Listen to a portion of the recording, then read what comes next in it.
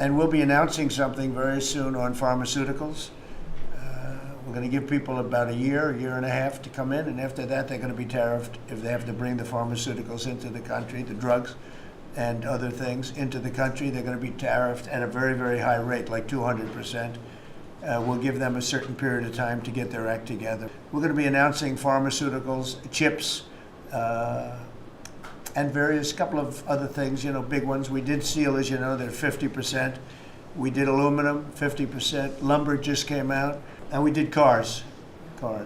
And now, today we're doing copper. What would that tariff be on? The section I believe the tariff on copper, we're going to make it 50%. 50%. Mr. President, just on the tariffs again, August 1st, you said it is the deadline. What incentives do countries have to negotiate? It seems that deadline keeps moving. It was April 2nd, now it's... We didn't move, no. It's always been August 1st, that's what we're paying. A statement was put out today, and I put it out just to make it clear. It wasn't a change, it was August 1st. We don't change very much. Every time we put out a statement, they say, he made a change. I didn't make a change. A clarification, maybe. No, August 1st they pay.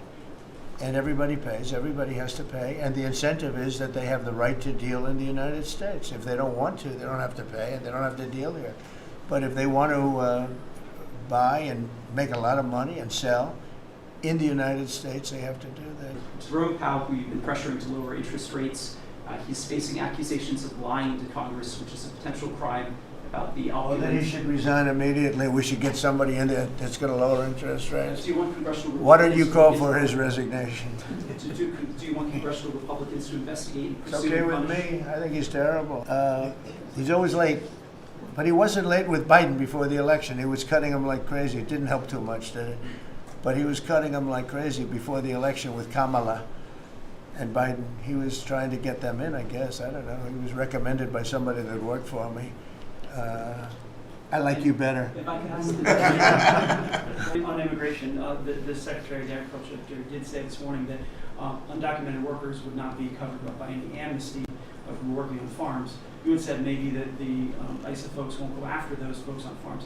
So which is it? There's no amnesty. What we're doing is we're getting rid of criminals, but we are doing a work program. Do you want to explain that, please? Yeah, this morning we talked about, of course this was a top of mind question, this morning we talked about protecting the farmers and the farmland, but obviously this president's vision of no amnesty, mass deportation continues, but in a strategic way, and then ensuring that our farmers have the labor that they need. Secretary Chavez-DeRimmer has been a leader on this. Obviously this comes out of the Labor Department, but moving toward automation, ensuring that our farmers have that workforce, and moving toward an American workforce. So all of the above. We've got to give the farmers the people they need, but we're not talking amnesty.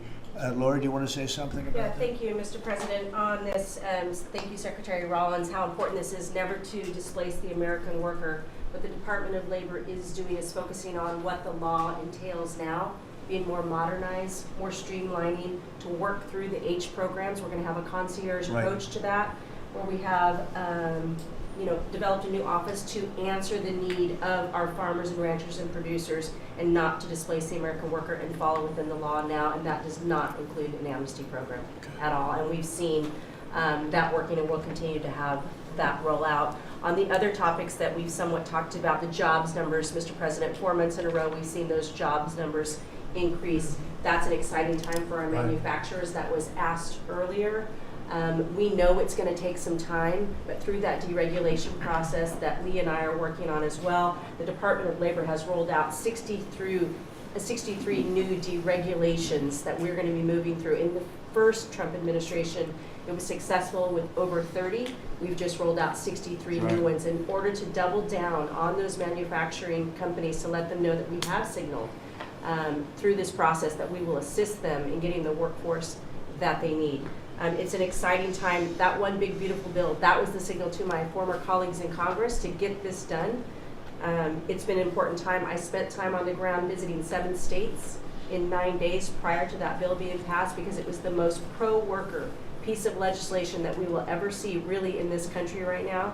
No tax on tips, no tax on overtime, no tax on Social Security. That matters to the American worker, because we don't want to take their money and give it back. We want them to keep more of their hard-earned dollars in their pockets currently, and that's what they're excited about. And as I move forward with these tariff talks, I heard a company, orthopedic company in Indiana, say to me, for the first time since you have taken office, Mr. President, their increase in their bottom line by 8% since these tariff talks have happened. Mm-hmm. Not one company has said the president is not doing a good job. These tariff talks are working. They're feeling it on the ground. The media has told a false story because what's happening on the ground is positive, and that's what we're seeing in these jobs numbers. So I really, through the Department of Labor, to come in behind all the secretaries and build this workforce is going to be key to the American worker. So thank you for what everybody did this last week. The One Big Beautiful Bill is a doubling down of this, and we're going to see these workers start to grow. And that apprenticeship program is going to be working. That's we'll right. have that It's gonna million be- apprentices across the country. We, as you know, we're building plants all over the country now, which you weren't building any plants 4 years ago. You weren't building anything. But those plants, when they open up, it's going to be, you'll see numbers like you haven't seen ever. I don't think in history you'll never see numbers like what we're going to see in the very near future. Many of them are building the plants. Some are just starting right now. You know, it's a brand new administration. But, and they wouldn't be here except for two things: November 5th, the election, and the tariffs. And frankly, I guess the election was more important because of the tariffs. I mean, another person wouldn't have done this.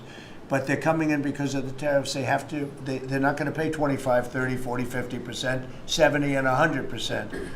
And we'll be announcing something very soon on pharmaceuticals. We're going to give people about a year and a half to come in, and after that they're going to be tariffed if they have to bring the pharmaceuticals into the country, the drugs and other things into the country. They're going to be tariffed at a very, very high rate, like 200%. We'll give them a certain period of time to get their act together. But they were all here, now they all left. They went to other places because we allowed, people that sat in this room allowed it to happen. And I don't allow it to happen. The people in this room don't allow it to happen. So we're going to be announcing pharmaceuticals, chips, and various couple of other things, big ones. We did steel, as you know, they're 50%. We did aluminum, 50%. Lumber just came out. Why don't you announce copper? And we did cars. And now, today we're doing copper. What would that tariff be on? The section tariff? I believe the tariff on copper, we're going to make it 50%. 50%. Any breakthroughs See, on I'm glad he didn't question it, because Any I sort of thought, what would that be? That was a quick one. I didn't have much time, but he agreed with me. That's why he's Howard. Any breakthroughs on Gaza with the Prime Minister, and there's reports that you're meeting with Netanyahu again tonight? Is that Yeah, I correct? am. He's going to come over again tonight. We're talking about Gaza, or mostly Gaza right now. It's he's been very unfairly treated. I think what they've done to him in Israel is very unfair, having to do with this trial. I think, he's a wartime prime minister, had an unbelievable outcome, and I think he's been treated very unfairly. But he's coming over later. We're going to be talking about, I would say, almost exclusively Gaza. We got to get that solved. Gaza is a tragedy. It's a tragedy. And he wants to get it solved, and I want to get it solved, and I think the other side wants to get it solved. Steve, could you talk on that, please? We're in proximity talks now, and we had 4 issues, and now we're down to 1 after 2 days of proximity talks. So we are hopeful that by the end of this week, we will have an agreement that will bring us into a 60-day ceasefire. 10 live hostages will be released. 9 deceased will be released. We're meeting at the President's direction with all the hostage families to let them know. And we think that this will lead to a lasting peace in Gaza. And you're doing a good job. It's a tough one. A lot of hate, This is called long-term hate. But we think we're going to have it solved pretty soon, hopefully with a real solution, a solution that's going to be holding up. President Trump, can I ask you a question about Jerome Powell as well? And then the question to the Attorney General. Jerome Powell, and then I have a question for the Attorney General. Jerome Powell, who you've been pressuring to lower interest rates, he's facing accusations of lying to Congress, which is a potential crime about the Well, opulence. then he should resign immediately. We should get somebody in there that's going to lower interest rates. Do you want congressional Why don't you reporters call to- for his resignation? to do you want congressional Republicans to investigate and It's pursue okay and with punish? me. I think he's terrible. I think, look, we're paying, I call him Too Late. T-O-O, Too Late, like Too Tall Jones for the Dallas Cowboys, right? Too late. He's always late. But he wasn't late with Biden before the election. He was cutting him like crazy. It didn't help too much, did it? But he was cutting him like crazy before the election with Kamala and Biden. He was trying to get them in, I guess. I don't know. He was recommended by somebody that worked for me. I like you better. If I could ask the Attorney General a question too, President. Sure. Your memo and release yesterday on Jeffrey Epstein, Yes. it left some lingering mysteries. One of the biggest ones is whether he ever worked for a American or foreign intelligence agency. The former Labor Secretary, who was Miami U.S. Attorney Alex Costa, he allegedly said that he did work for an intelligence agency. So could you resolve whether or not he did? And also, could you say why there was a minute missing from the jailhouse tape on the night of the death? Yeah, sure. If I Madam, could, could I just interrupt for Sure. 1 second? Are you still talking about Jeffrey Epstein?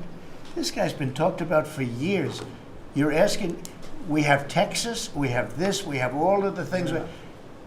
And are people still talking about this guy, this creep? That is unbelievable.